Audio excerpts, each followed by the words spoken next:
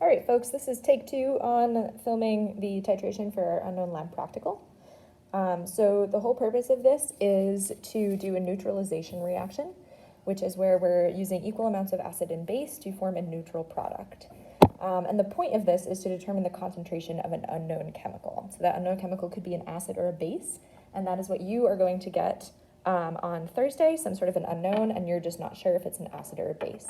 So during this lab practical, you're going to have to do 3 basic things, or 3 major things. You're going to have to determine if your unknown chemical is an acid or a base. You're going to have to determine the pH, or the strength, of this unknown. And then you're going to have to determine the concentration of the unknown, or the molarity. So you've got a bunch of things at your disposal here. You can use red or blue litmus paper. You can use these things called pH strips. So these have colors on them to show you the different pHs of things. You can use phenolphthalein, which is a chemical that we used as an indicator, and it's colorless and pink, depending on the acid or how acidic or basic something is. You can use universal indicator, which has those different colors based on the pH of things. You can use your red cabbage indicator. So this one was made by 2 students in Ms. Ostrov's class, and it's a really good one, which is why I'm using it. Not that I don't trust you guys. And then you've also got for your titration, you've got an acid and a base here. So remember that bases are going to end in OH. So NaOH, this is a base.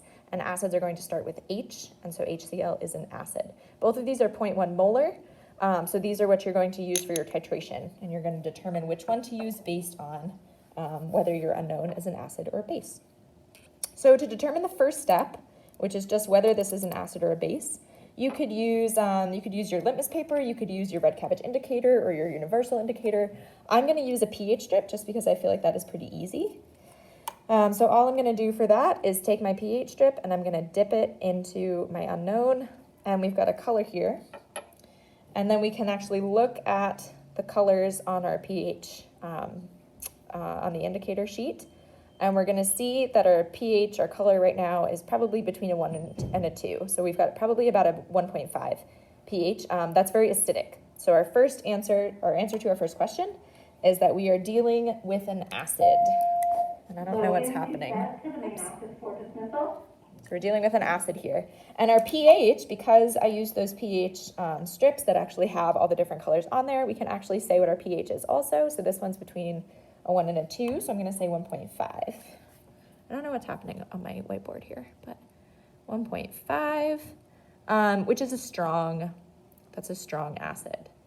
So we know that things towards the ends of our pH scale, so like 1 to 3 range, are going to be strong acids, and probably strong bases would be around 12, 13, 14. All right, so we've answered the first few questions already, so that was pretty simple. So now what we're going to do is we're going to figure out the concentration, and to do that, we're going to do a titration in our watch glass here. So to figure out the concentration, we're going to titrate. So I'll put that on here, titrate. And we're going to use either our acid or our base here. And because we're dealing with an acid as our unknown, in order to do a neutralization reaction, we're going to use a base in order to neutralize it. If you started just adding your HCl to what's already an acid, you just have more acid, and that's not really useful. So we're going to titrate with our base. So titrate with 0.1 molar NaOH. And the whole point of our titration is to get at the answer to this equation, which I don't have a ton of space here. But we've used this equation before. M1V1 equals M2V2. Oh, that's a V. And this equation is going to help us figure out our unknowns. And so if we're titrating with a known base up here, this side is going to be known. And so our M1, our molarity, is 0.1, and then we'll fill out a volume in a second. And we're trying to get this side, this unknown side. With our titration, we're going to be able to figure out V, the volume of our unknown, by figuring out what happens to our neutralization. And then from our equation, using the 3 variables that we know already, we're going to be able to figure out the molarity, or the concentration of our unknown, which is the whole point of all of this. So to do our titration, what we're going to start with is our known. So we're starting with our base for this. Remember, we have our unknown is an acid. So we're going to be starting with a base in order to neutralize that. And we know what the concentration of this base is. It's 0.1 moles. And we're going to put a known volume. So for this titration, we're going to use our volume unit is going to be just drops. We're using a pipette.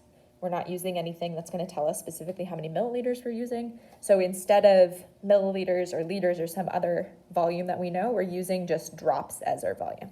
So I'm going to do 10 drops. 1, 2, 3, 4, 5, 6, 7, 8, 9, 10.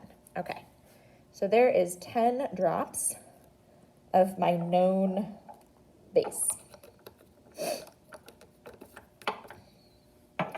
I will actually add up here, volume unit equals drops. Okay, so that's our volume unit there. And I just added 10 of them. So that's my V1, 10 drops. Okay, so now we're going to add an indicator. We need an indicator here because if you just started adding your unknown and counting how many drops, you would have no way of knowing when you had reached a neutral amount because you would have no color change. And that's the whole point of a titration, is to be able to know your concentration of things by looking for a color change. So in order to do that, we have to add some of our indicator. I am going to choose this time to use red cabbage solution. Another one that you could use really easily would be phenolphthalein. So both of those are going to have a change in the color at neutral. It doesn't really matter how much you add here. If you started going crazy and really changing the volume, then it would matter. But we're not going to go that crazy. We're just going to make sure that we have a nice vivid color there. Ooh, and I need to go grab a stirring rod. Hang on.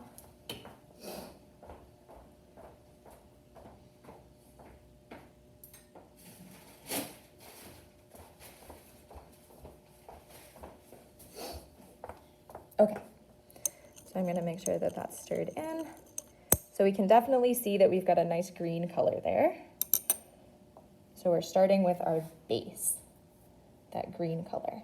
Okay, so we've added our indicator, our red cabbage solution.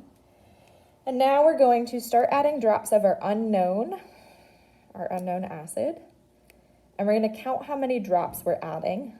And we're basically trying to get this V2, volume 2. And what we're looking for is for this to become neutral. So with our red cabbage indicator, the color change that we're looking for it to turn kind of a purpley color. The other thing to make a note of here is that because we're not using a unit of measure like milliliters that's calibrated, we're using a dropper. You're going to have to use the same dropper that you use to put the base in there or whatever you're starting with, just to make sure that the drops are like the same size. So you're going to have to use the same dropper. So what I'm doing right now is I'm kind of rinsing it out with H2O and like kind of shaking it a little bit and getting it in there. And then I'm putting that into a waste beaker. And I'm going to do that twice to make sure that my dropper is clean. So I've rinsed it with deionized water and kind of squeezed it out, made sure it's clean. And now I'm going to start adding drops of my unknown acid and counting them. Okay. So 1, 2, 3, those 3, 4, 5, 6, 7, 8, 9, 10. And it really does help. It's kind of hard to manage this with 2 hands, but it really does help if you stir this as you go. Okay, so we're getting a little bit of a shift. So that was 10, 11, 12, 13, 14, and you should stir more frequently as you go. Okay, 14, 15, 16, 17, stir again. I think we're close. 18, 19, 20. Let's try that. All right, I'd say we did it.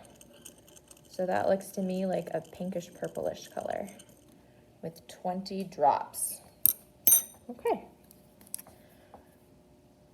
So there we go. We know that our V2 is going to be 20 drops of our unknown, so our acid that we added.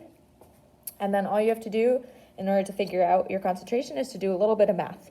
So if you took out a calculator, you would know that 0.1 times 10 is going to be 1, is equal to M2, so that's what we're trying to solve, times 20. And then we're going to divide by 20 on each side. And I am pretty sure that that's 0.05, but I'm just going to check my math. Yes, thank goodness. 0.05 is going to be M2.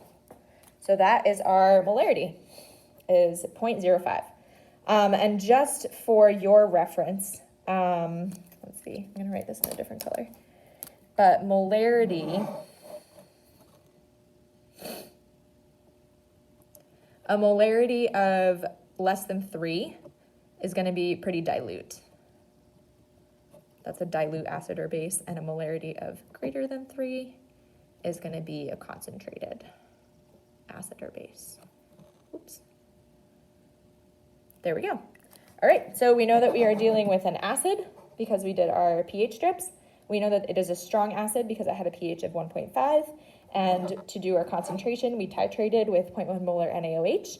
And based on our calculations and everything, we figured out that we have a relatively dilute, do this.